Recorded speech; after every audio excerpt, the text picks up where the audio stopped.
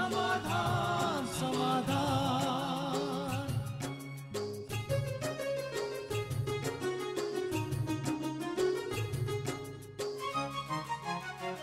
समस्या से उभरना अगर चाहे इंसान, स्वयं के संग सर्व का वो दिल से करे सम्मान। कहता है ये समाधान समाधान समाधान।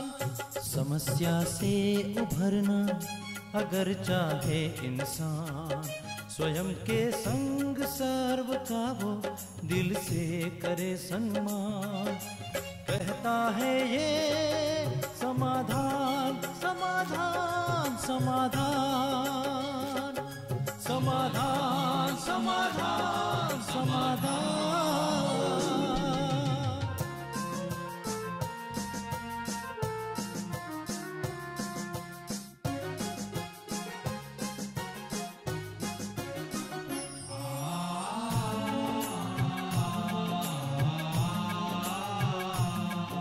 तनाव बन मुटाव की अगन से स्वयं तू संभल ले, है इसी में शान। दूरिया दरारे मिटाए मन से, जीवन बन जाएगा खुशियों की खान। खुशियों की खान। कहता है ये समाधान समाधान समाधान। नमस्कार, आदाब, सत श्री अकाल, वेलकम, वनक्कम, सुस्वागतम एंड पधारो इन योर फेवरेट शो समाधान। मित्रों, हमेशा मैं आपसे कहता रहता हूं कि आप सुंदर सुंदर पंक्तियां जरूर हम तक पहुंचाते रहा कीजिए। आपके सुंदर विचार जब यहां आते हैं तो सचमुच पूरे ही समाधान परिवार तक पहुंच जाते हैं, विश्व के कोने कोने तक पहुंच जाते हैं। आकांक्षा ने कोलकाता से हमें एक सुंदर सा मैसेज भेजा है। मैसेज क्या है? ये इन्होंने भगवान की प्रतिज्ञा हमें भेजी है। बड़ा ही सुंदर लगा मुझे कि भगवान भी हमसे कुछ प्रतिज्ञा करते हैं कि मैं तुम्हें संसार में भेज रहा हूँ, तो मैं प्रतिज्ञा करता हूँ कि यदि तुम ऐसा करोगे तो मैं तुम्हारे लिए ऐसा करूँगा। सुंदर पंक्तियाँ मित्रों, बहुत ध्यान से सुनिएगा। भगवान की प्रतिज्ञा। भगवान कहते हैं कि मेरे मार्ग पर पैर रखकर तो देख, तेरे सब मार्ग ना खोल दूं तो कहना। मेरे लिए खर्च करके तो देख, कुबेर के भंडार ना खोल दूं तो कहना। मेरी तरफ आके तो देख, तेरा ध्यान न रखूं तो कहना। मेरी बात लोगों से करके तो देख, तुझे मूल्यवान ना बना दूं तो कहना। भगवान कहते हैं मेरे चरित्रों का मनन करके तो देख, ज्ञान के मोती तुझ में न भर दूं तो कहना। मुझे अपना मददगार बना के तो देख, तुमसे सबकी गुलामी न छुड़ा दूं तो कहना। मेरे लिए आंसू बहा के तो देख, तेरे जीवन में आनंद के सागर न बहा दूं तो कहना। और भगवान ये भी कहते हैं कि मेरे मार्ग पर निकल के तो देख, तुझे मैं मशहूर ना बना दूं तो कहना। तू मेरा बन के तो देख, हर एक को तेरा ना बना दूं तो कहना। कितनी सुंदर पंक्तियां हैं ना, दिल को कितनी राहत देती हैं, आराम देती हैं, तसल्ली देती हैं। और भगवान यदि ये हम सब के लिए करते हैं तो सचमुच हमें भी कुछ उनके लिए अवश्य करना चाहिए। ऐसी सुंदर प्रतिज्ञा, भगवान की प्रतिज्ञा के साथ आज के समाधान की शुरुआत करते हैं। और भ्राता जी से ये भी जानते हैं कि उन्होंने तो हमसे प्रतिज्ञा की है, हम उनके लिए क्या करें या हम उनसे क्या प्रतिज्ञा करें। पहले उनका स्वागत करते हैं। भ्राता जी, बहुत बहुत स्वागत है। थैंक्स। बड़ा प्यारा लगा भ्राता जी कि भगवान, अब तक मनुष्य से प्रतिज्ञा करता था ऐसा सुना था, लेकिन भगवान भी हमसे कुछ प्रतिज्ञा करते हैं, ये पहली बार सुना। बहुत प्यार करता है ना वो हमसे। क्या है, भक्त लोग या तो केवल उसकी प्रेयर करते हैं, उसका गुणगान करते हैं, परंतु किसी को भी ये पता नहीं कि वो तो हमारा है और वो भी हमें बहुत प्यार करता है। वो सदा हमें सुखी देखना चाहता है।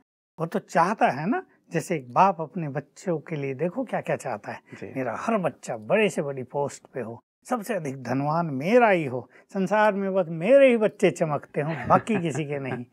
भगवान भी हमारा परम पिता है जी। वो भी चाहता है मेरा हर बच्चा सुखी हो, हर बच्चा मेरा नाम रोशन करे, हर बच्चा इस विश्व गगन में चमकता रहे, हर बच्चा इतना योग्य हो कि वो सारे संसार को देने के लायक हो जाए।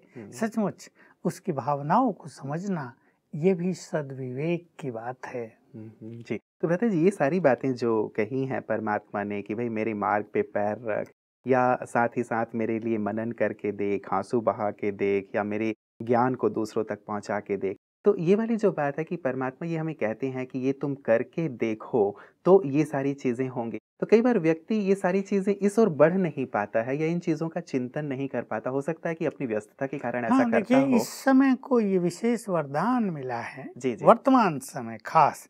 अब से पहले भगवान की खोज रही, जी। हम उसके बारे में शास्त्र ग्रंथ, वेदों में, दर्शनों में उसे ढूंढते रहे, या उसके लिए कभी अमरनाथ जा रहे, कभी बद्रीनाथ, भिन्न भिन्न तरीके हम सभी ने अपनाए उसके लिए। लेकिन अब वो समय आ गया है जब वो खुद हमारी मनोकामनाएं पूर्ण करने के लिए हमारे समक्ष उपस्थित है, हमें सद्ज्ञान दे रहा है और हमें एक मार्ग दिखा रहा है कि तुम इस संसार के दुखों से मुक्त होकर मुक्ति को कैसे प्राप्त करो, या इस जीवन में भी संपूर्ण सुखी कैसे हो जाओ, सफल कैसे हो जाओ। तो ये सब चीजें उससे जुड़ी हैं। भगवान जो ज्ञान दे रहा है वो यदि हम दूसरों को देंगे तो हमारे ज्ञान में बहुत वृद्धि होगी, हम भी जैसे कि सागर बन जाएंगे ज्ञान के, हमारी बुद्धि भी बहुत दिव्य विवेक से भरपूर हो जाएगी। मुझे तो लास्ट बात बहुत अच्छी लगी थी, तू मेरा बन के तो देख, सबको तेरा न बना दूं तो कहना। सचमुच कितनी सुंदर बात है। आजकल तो अपने भी अपने नहीं हैं, अपने अपनों के शत्रु बन गए हैं। कई लोगों का तो ऐसा हो गया कि वो संसार में अकेले हो गए हैं। जी, जी। परिवार भरा हुआ है लेकिन वो अकेले हैं। तो भगवान ने ये बहुत अच्छी बात कह दी हमें, उसकी प्रतिज्ञा कह लो, या ये एक सीक्रेट समझा दिया, तो मेरे हो जाओ तो मैं हूँ सृष्टि का बीज, तो सारी सृष्टि तुमको प्यार करेगी। तो भ्राता जी, चलिए लास्ट लाइन ही, वैसे तो हर एक पंक्ति पे बहुत अच्छी चर्चा हो सकती है, विचार किया जा सकता है और आपसे प्रकाश लिया जा सकता है, लेकिन मेरा बन जाओ से हम क्या समझें? क्या वो सब कुछ छोड़ करके हम भगवान के पास आ जाएं, श्वेत वस्त्र धारण कर लें, गेरुए वस्त्र धारण कर लें, या वहां रहते हुए भी कुछ उनका बन के किया जा सकता है? इसमें बहुत सुंदर रहस्य हैं कि देखिए, ये मनुष्य की केवल कॉन्शियसनेस, उसकी अवेयरनेस पे डिपेंड करता है। जी। एक व्यक्ति धन के पीछे दौड़ रहा है तो कहा जाएगा ये धन का हो गया है। एक व्यक्ति किसी कार्य में बहुत तल्लीन है, उसे न खाने की फुर्सत, न सोचने की, न सोने की, इस काम का हो गया है ये तो व्यक्ति। ऐसे ही लोग विषय विकारों में रत हो गए तो भगवान की वाणी है ये माया के हो गए हैं। और अब बाबा कहते हैं, शिव बाबा कहते हैं, भगवान कहते हैं, मेरे हो जाओ, माना जो मैं कहता हूँ उसको फॉलो करे, पवित्र बनो, मेरे से अपना नाता जोड़ लो, मैं तुम्हारा पिता हूँ तो मेरे बच्चे हो, इस फीलिंग में आ जाओ। इसको कहते हैं मैं भगवान का हो जाना। तो इसके लिए कुछ छोड़ने की बात नहीं, कुछ विशेष वस्त्र पहनने की बात नहीं, ये एक अवेयरनेस है, ये एक हायर कॉन्शियसनेस है। इसमें इस तरह से हम भगवान के हो जाएं तो आगे बहुत अच्छी फीलिंग्स होंगी कि वो हमारा और उसका सब कुछ हमारा, बहुत बड़ी चीज होगी। और इससे भी आगे की बात है कि उस पर हमारा अधिकार, प्यार भी और अधिकार भी, क्योंकि वो हमारा हो जाएगा। तो ये बहुत ही सुंदर बात है। इस प्रतिज्ञा में सारी बातें चर्चा करने योग्य हैं और हम इस पर चर्चा करेंगे भी। लेकिन अगर हम भगवान के बन जाते हैं तो जैसे मैंने कहा, वो बीज है सृष्टि का। मुझे अपनी एक सुंदर अनुभव की बात याद आ गई जी।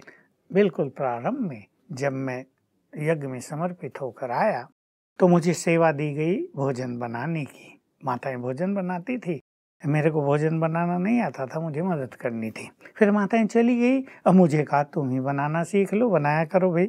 अब मैं तो भाई भोजन आदि के बारे में खाना तो जानता था, बनाना तो नहीं। तो चलो ईश्वरीय सेवा है तो सीखने लगे। अभी सीखने लगे तो आ गया। अब मैं रह गया अकेला। 100 लोगों का भोजन, 150 लोगों का भोजन, अकेला। कई चीजें बनानी हैं, ये नई सब्जी बना दी और चलो काम उतर गया। तो तब बाबा के महावाक्यों में ये सुंदर बात आई कि जो कल्प वृक्ष का बीज है परमात्मा, उसे यदि तुम स्नेह का पानी दोगे तो सारे जो पत्ते हैं और जो फल हैं वो तुम्हें प्राप्त हो जाएगा रिटर्न में। जैसे पेड़ को पानी देने से फल फूल लग जाते हैं ना जी। तो स्नेह का पानी दोगे तो सहयोग प्राप्त हो जाएगा, एक एक पत्ते का, एक एक फल का जी। तो मुझे ये बात बहुत डीप थी और समझ में आ गई कि मैं सोचता था ना, कोई मदद करने आए मुझे, कोई जा रहा उसको कहता था भाई ये काम जरा मदद कर दो, कोई भारी चीज उठानी भैया आओ तुम जरा मदद कर दो। मैं सोचा यार ये तो अच्छा नहीं है। जो कल्प वृक्ष का बीज है परमात्मा सर्वशक्तिमान, उसको स्नेह का पानी दो, माना उससे योग युक्त हो जाओ, उसे अपना बना लो, उसे प्यार करो, तो ये स्नेह उसको जाने लगेगा। तो मैंने ये प्रारंभ किया और फिर मैं संकल्प करता था कि आज मुझे 2 लोगों की मदद चाहिए, तो कोई ना कोई आके मदद करने लगा। तो एक बहुत सुंदर अनुभव, एक नया चैप्टर प्रारंभ हुआ कि योग युक्त होने से कैसे सबका सहयोग मिलता है। तो समझ में आ गया कि कल्प वृक्ष का जो बीज रूप परमात्मा है, उससे यदि हम जुड़ जाएं तो सारा कल्प वृक्ष हमसे जुड़ जाता है। तो यही बात यहाँ आई कि तू मेरा बन जा, मेरे से बुद्धि योग लगा, तो ये सारा संसार ही तुम्हारा हो जाएगा। कोई भी तुम्हें नफरत नहीं करेगा, कोई तुम्हें असहयोग नहीं करेगा, कोई तुम्हारे मार्ग में बाधाएं नहीं डालेगा, सब तुम्हारे सहयोगी, सब तुम्हें प्यार करने वाले, सब तुम्हें सम्मान देने वाले हो जाएंगे। तो ये बड़ी सीक्रेट हैं, ये इसको परमात्मा की प्रतिज्ञा कह लो या सीक्रेट्स कह लो, ये बहुत अच्छी चीज है। जी, एक चीज इसमें आती है, जब हम परमात्मा को अर्पित होना चाहते हैं या उसके होना चाहते हैं, तो एक भाव आता है लोगों के मन में कि वो है कौन, कैसा उसका स्वरूप है, कैसे उससे नाता जोड़ें या किसे अर्पित करें, अर्पित करने का स्वरूप क्या हो। ये तमाम प्रकार के प्रश्न आते हैं। कई अपने गुरुओं को ईश्वर के रूप में मानते हैं, कई प्रकृति को ईश्वर के रूप में मानते हैं, कई श्री कृष्ण जी को मानते हैं। तो यहाँ थोड़ा विरोधाभास पैदा हो जाता है। बिल्कुल, ये सुंदर प्रश्न है और लोगों के मन में ये रहता है और कईयों को समझ में नहीं आता कि कहाँ करें हम समर्पित, कहाँ दें अपना सब कुछ, उसका स्वरूप क्या है। हाँ, तो कईयों ने क्या किया भक्ति काल में कि अपनी धन संपदा धर्म के कार्य में लगा दी। भाई हमने परमात्मा अर्थ सब कुछ लगा दिया। किसी ने श्री कृष्ण अर्थ लगा दिया, मान लो श्री कृष्ण के मंदिर बनवा दिए, या जहाँ श्री कृष्ण के मंदिर हैं वहाँ सब कुछ ठीक ठाक कर दिया, पंडित पुजारियों को बहुत कुछ दे दिया, हाँ भाई तुम अब इसको संभालो। तो वो कहते हैं हमने श्री कृष्ण अर्पणम कर दिया। तो ऐसे लोग करते आए, परंतु ये सत्य बात है, जैसे आपने कहा गुरुओं के लिए भी लोग करते रहे, गुरुओं को बहुत कुछ दे दिया, चलो भाई ये भी प्रभु अर्पण हुआ, ठीक है, ये बात भक्ति में ये सब चलती रही। लेकिन जब भगवान इस धरा पर स्वयं आ जाए और वो एक कार्य प्रारंभ कर दे युग परिवर्तन का, अब उसने यही किया है, वो अवतरित हुए और एक विशाल रुद्र यज्ञ रचा, जिसको ब्रह्मा कुमारी कहते हैं। ये एक विशाल कार्य है जिसका हेड ऑफिस माउंट आबू है और उसकी शाखाएं चारों ओर फैली हुई हैं। ये रुद्र यज्ञ है। अब इस रुद्र यज्ञ के द्वारा वो युग परिवर्तन का कार्य करा रहे हैं। देखिए प्रैक्टिकल में मनुष्यों को व्यसनों से छुड़ाया जा रहा है, मनुष्यों की सेवाएं की जा रही हैं ताकि उनमें मॉरल वैल्यूज आए, उनका खोया हुआ चरित्र वापिस आए, उनकी शक्तियां जो नष्ट हो गई वो पुनः उसे गेन कर सकें। तो ये सब कार्य चल रहा है मानवता की सेवा का। और जब अनेक मनुष्य परिवर्तित हो जाएंगे तो युग बदल जाएगा। तो ये भगवान अब स्वयं आके कार्य कर रहे हैं, तो अपना सब कुछ तन मन धन उसके कार्यों में लगा देना, ये उसको अपनाना, उस पर समर्पित हो जाना, अपना सर्वस्व उसमें लगाना। जैसे आप सब देख रहे हैं हमारे इस कार्य में 15,000 बहनें, उसमें सब यंग हैं। जो यंग आई थी वो बुजुर्ग हो गई, बाकी यंग बहनें, उन्हें देख के लोग सोचते हैं कि ये यंग कन्या है, इन्होंने ब्रह्मचर्य अपना लिया, ये इस कार्य में लग गई, और उन्हें सब देखते हैं बड़ी एक्टिव और भिन्न भिन्न कार्य कर रही हैं। ऐसा नहीं कि वो निराश हैं, उनके चेहरे पे कुछ दूसरे तरह के हाव भाव हैं। तो हम लोगों ने भी अपना जीवन प्रभु अर्पण कर दिया। अब अंतर केवल इतना रह गया कि भक्ति काल में, भक्ति मार्ग में हम इनडायरेक्ट परमात्मा को अर्पण कर रहे थे और अब डायरेक्ट हो गया, वो हमारे सम्मुख है, हमने उसको अर्पित कर दिया और साथ ही साथ रिटर्न में उससे बहुत कुछ मिल गया है। बस एक चीज मन में प्रश्न के रूप में आता है भ्राता जी कि ब्रह्मा कुमारी में परमात्मा है, मैं इस भाव को कैसे मानूं? संभव है कि कई और स्थान ऐसे हैं वहाँ पे भी ये कहा जाता है कि यहाँ परमात्मा है, यहाँ परमात्मा अर्थ अर्पण करें। अब आप ये कह रहे हैं कि ब्रह्मा कुमारीज में परमात्मा है, यहाँ अर्पण करें, तो इस दुविधा को कैसे दूर हाँ किया देखिए, जाए? कहीं भी मान लो गुरु के पास भी लोग अर्पण करते हैं जी, जी। और वो उसका सदुपयोग करते हैं अच्छे कार्यों में, कुछ लोगों को, भूखों को भोजन खिलाते हैं, दवाइयाँ बंटवाते हैं, स्कूल खोलते हैं, फ्री एजुकेशन देते हैं, तो वो भी उनका प्रभु और अर्थ ही माना जाएगा। जैसे मैंने कहा मंदिरों में करते हैं, वो भी प्रभु अर्थ ही माना जाता है।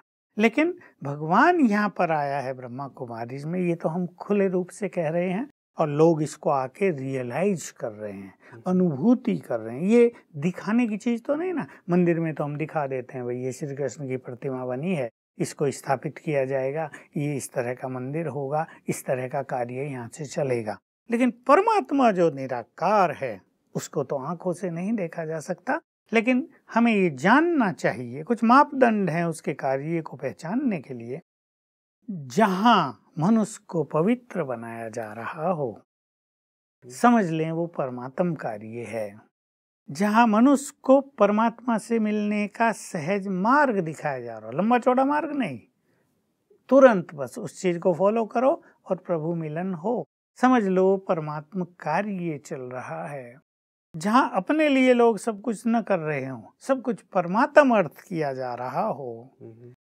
अब आप देख लीजिए, सिंपल सी बात है, संसार में कोई ऐसी ऑर्गेनाइजेशन नहीं होगी जहां इतने लोगों ने अपनी लाइफ को डेडिकेट करके ब्रह्मचर्य की प्रतिज्ञा कर ली हो। ये एक अनुपम चीज है, ये अलौकिक चीज है। किसी पॉलिटिकल पार्टी के करोड़ों मेंबर्स हो सकते हैं, दैट्स गुड, लेकिन वो सब इस तरह से डेडिकेटेड हों, वो नहीं। देखिए, लोगों को धन कमाने की इच्छा होगी, लोगों को होगा कि एमएलए तो बन जाऊं, कम से कम एक बार तो जीवन में बन जाऊं, तो इस पार्टी में आना मेरा सफल हो जाएगा। अच्छा, ये नहीं बना रहे, दूसरे बना रहे, तो छोड़ के उसमें चले गए। यहाँ आप देखेंगे किसी को कोई पद पोजीशन की चिंता ही नहीं, संकल्प ही नहीं, धन इकट्ठा करने की बात ही नहीं, क्योंकि सबने अपना ही सब कुछ दे दिया है।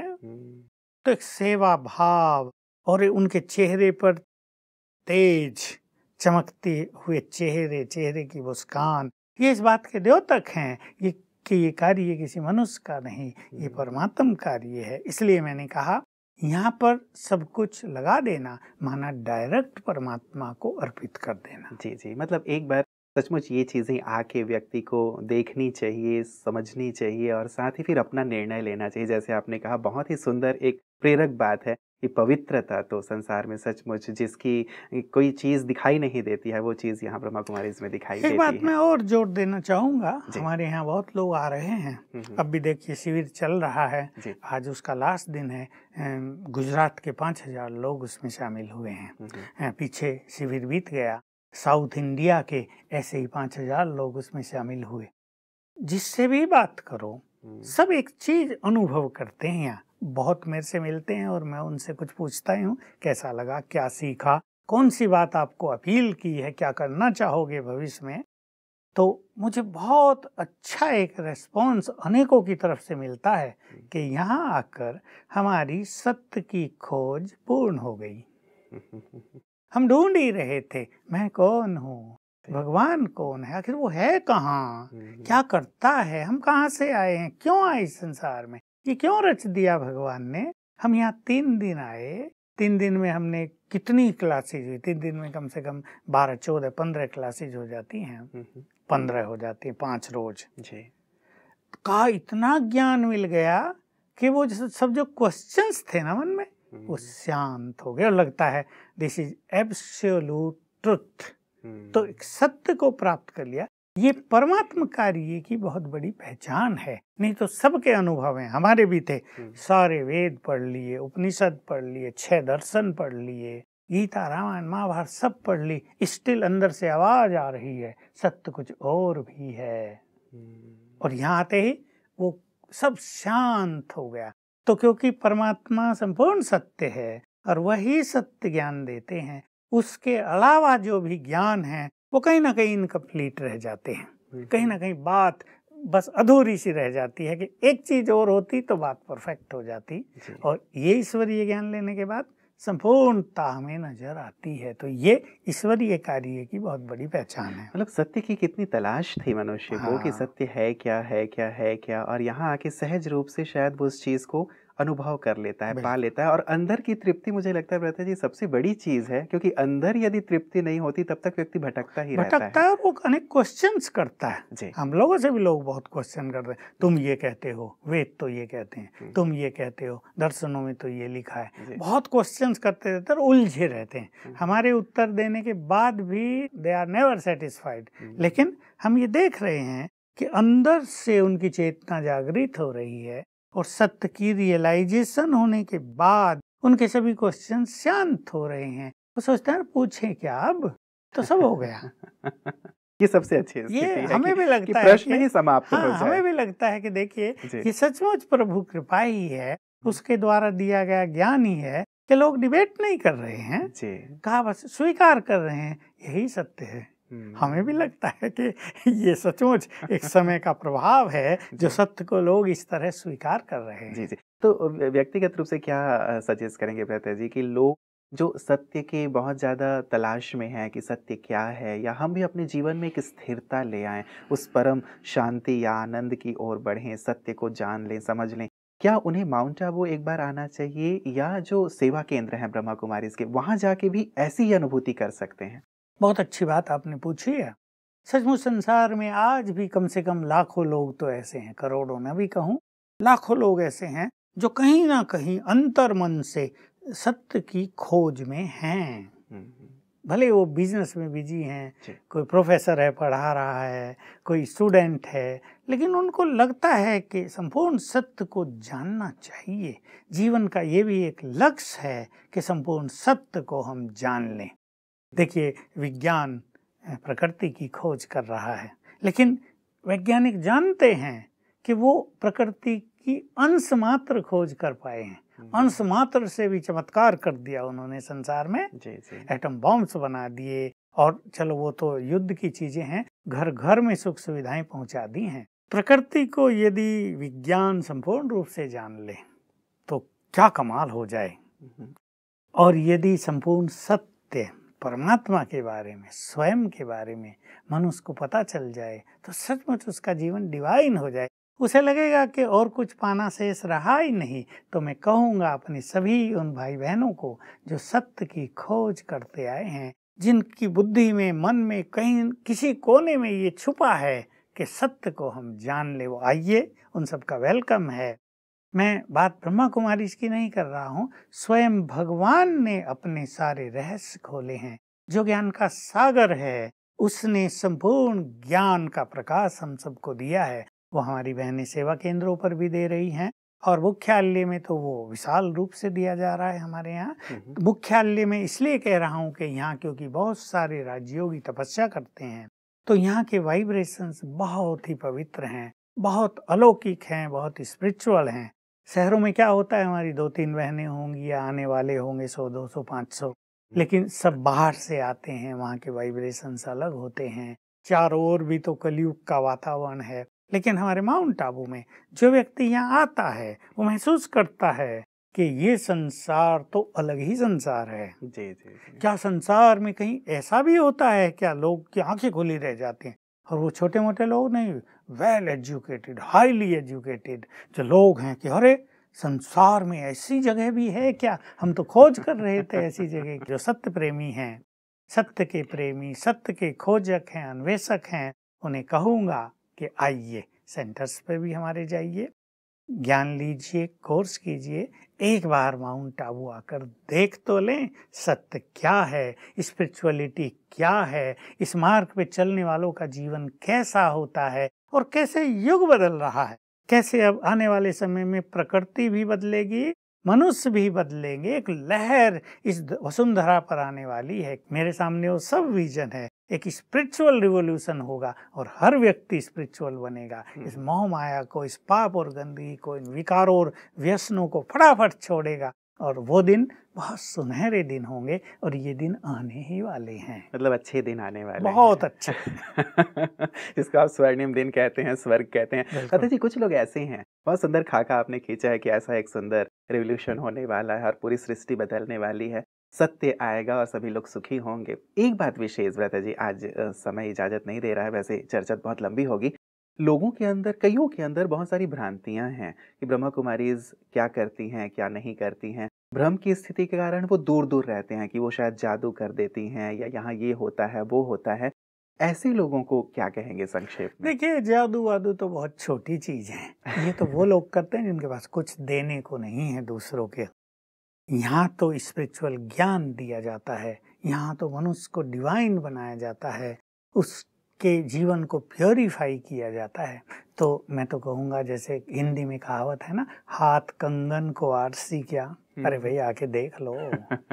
भ्रम में क्यों रहते हो? अकेले आते हुए डरते हो? परिवार सहित आ जाओ, 10-20 लोगों के साथ आ जाए, हम आपको कुछ कर न दें। पावरफुल लोगों के साथ आ जाओ, बॉडीगार्ड के साथ आ जाओ, देखो आकर हम क्या कर रहे हैं, ये क्या जीवन है। और तब आप समझ जाएंगे हम सोचते क्या थे और हो क्या गया। मैं तो एक ही अनुभव सुनाऊंगा। हमारे पास एक बहुत वेल एजुकेटेड व्यक्ति आए, कहा अच्छी पोस्ट पर थे, कहा अरे ये बहनें 10 साल से मुझे कहती रहती थी भाई जी चलो चलो। मैं कहता था ये ऐसे मेरे पीछे पड़ी हुई हैं, मुझे नहीं जाना है, ये क्यों मुझे बार बार कह रही हैं। 10-12 साल हो गए। आखिर जब ये बहुत आग्रह करने लगी, मेरे एक फ्रेंड ने भी कहा मैं भी होके आया हूँ, बहुत अच्छा है, जाके तो देखो। मैं आ गया। अब यहाँ आके लग रहा अरे 12 साल मैंने वेस्ट कर दिए, काश मुझे सद्बुद्धि मिली होती, मैं पहले ही दिन आ जाता। यहाँ ये है, मेरी तो आंखें खुल गई हैं। तो ये सत्य है कि मनुष्य देखकर बहुत कुछ समझ सकता है। आइए और सत्य क्या है उसको पहचानिए। बहुत बहुत शुक्रिया भ्राता जी, सबका खुले दिल से आह्वान करने के लिए, निमंत्रण देने के लिए। हम तो चाहेंगे कि सभी एक बार जरूर माउंट आबू भी आएं, सेवा केंद्रों पे भी जाएं और वहां सत्य को पाकर अपने जीवन को आनंदित करें, सफल करें। आज के सुंदर ज्ञान युक्त प्रकाश के लिए आपका बहुत बहुत शुक्रिया। मित्रों, कितनी सुंदर चर्चा रही है आज की। भगवान की प्रतिज्ञा से शुरुआत हुई, वो हमारे लिए क्या क्या करना चाहते हैं। सचमुच एक पिता अपने बच्चों के लिए बहुत कुछ करना चाहते हैं ना। केवल वो इतना चाहते हैं कि हम एक कदम उनकी ओर बढ़ाएं, और ये कदम मन से हो, श्रद्धा से हो, विश्वास से हो, तो सचमुच जीवन आनंद से, शक्ति से, शांति से परिपूर्ण हो जाएगा। जिन चीज़ों की हम तलाश कर रहे हैं बाहर, वो सारी चीज़ें हमें प्राप्त हो जाएंगी यदि सचमुच दिल से हम उनकी ओर एक कदम बढ़ाएं। क्योंकि जब हमारे पिता सर्वशक्तियों के सागर हैं, आनंद के सागर हैं, शांति के सागर हैं, तो हम शांति से मुक्त क्यों हैं? अर्थात हम क्यों अशांत हैं, क्यों आनंद के लिए भटक रहे हैं? पिता से यदि हम जुड़ जाते हैं या वो जैसा करने को कह रहे हैं वैसा कर लेते हैं, ये सारी संपत्ति हमें प्राप्त हो जाएगी। इस पर बहुत गहराई से आज के इस एपिसोड से हम सबको विचार जरूर करना है। मित्रों, किसी ने बहुत सुंदर पंक्तियां कही हैं कि उनके दर पे सुकून मिलता है, उनकी इबादत से नूर मिलता है, जो झुक जाता है उनके सजदे में, उसे जो चाहा वो सब मिलता है।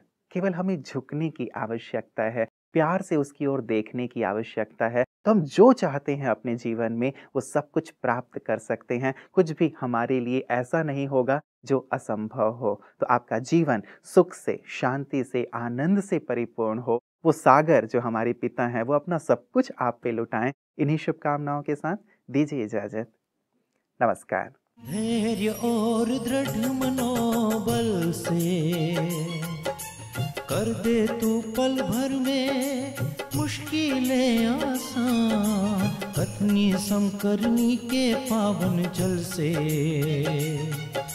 स्वर्ग बन जाएगा सारा ये जहान, सारा ये जहान। कहता है ये समाधान, समाधान।